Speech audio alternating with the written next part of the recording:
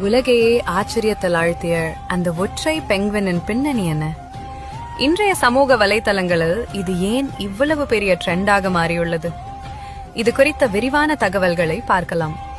பிரபல ஜெர்மன் ஆவணப்பட இயக்குனர் வெர்னர் ஹெர்ட்சாக் கடந்த 2007ஆம் ஆண்டு ஆண்டார்டிகாவில் படப்பிடிப்பில் இருந்தபோது ஒரு வினோதமான நிகழ்வை பதிவு செய்தார். ஆண்டார்டிக் கண்டத்தின் கடற்கரை ஓரங்களில் வசிக்கும் அடேலி வகை பெங்குவின்கள் பொதுவாக தங்கள் கூட்டத்துடன் இணைந்து கடல் பகுதியை நோக்கியே பயணிக்கும்.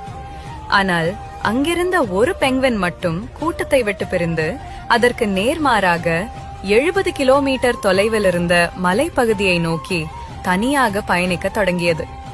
இந்த சம்பவம் தற்போது இணையத்தில் வைரலாகி வரும் நிலையில் இதற்கு பின்னால் இருக்கும் உண்மையான அறிவியல் காரணங்கள் என்ன என்பதை ஆராய்ச்சியாளர்கள் விளக்குகிறார்கள்.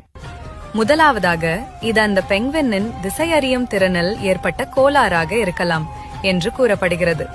பெங்குவின்கள் பொதுவாக சூரியனின் திசை மற்றும் பூமியின் காந்த புலத்தை வைத்தே பாதையை தீர்மானிக்கும். ஏதேனும் ஒரு உயிரியல் குறைபாட்டால் அதன் மூளை செயல்பாட்டில் பாதிப்பு ஏற்படும் போது அவை திசை மாறி பயணிக்கக்கூடும். இரண்டாவதாக, சில வகை வைரஸ் தொற்றுகள் அல்லது மூளையில் ஏற்படும் பாதிப்புகள் காரணமாகவும் இத்தகைய வினோதமான நடத்தைகள் அரங்கேறலாம்.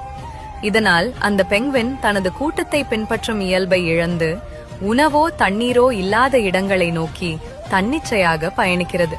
இயக்குனர் அந்த பெங்குவினை மீண்டும் கூட்டத்தில் கொண்டு வந்துவிட்ட போதும் அது பிடிவாதமாக அதே மலைப்பாதையை தேர்ந்தெடுத்தது. இதற்கு காரணம் அதன் உள்மன திசை காட்டி முற்றிலும் பழுதாகிவிட்டதுதான். இயற்கையின் விதிகளின்படி இத்தகைய குறைபாடுகள் உள்ள உயிரினங்கள் அடுத்த தலைமுறைக்கு இந்த தவறான மரபணுக்களை கொண்டு செல்லக்கூடாது என்பதால் ஆராய்ச்சியாளர்கள் இதுபோன்ற நேரங்களில் குறுக்கிட்டு அவற்றை காப்பாற்றுவதில்லை.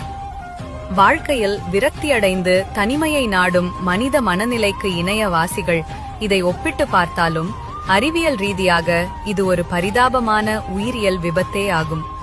தனித்துவமான ஒரு முடிவு, அது மரணமாகவே இருந்தாலும் அதை துணிச்சலுடன் எதிர்கொண்ட அந்த பெங்குவின் இன்று உலகிற்கு ஒரு மர்மமாகவும் அதே சமயம் ஒரு பாடமாகவும் மாறியுள்ளது.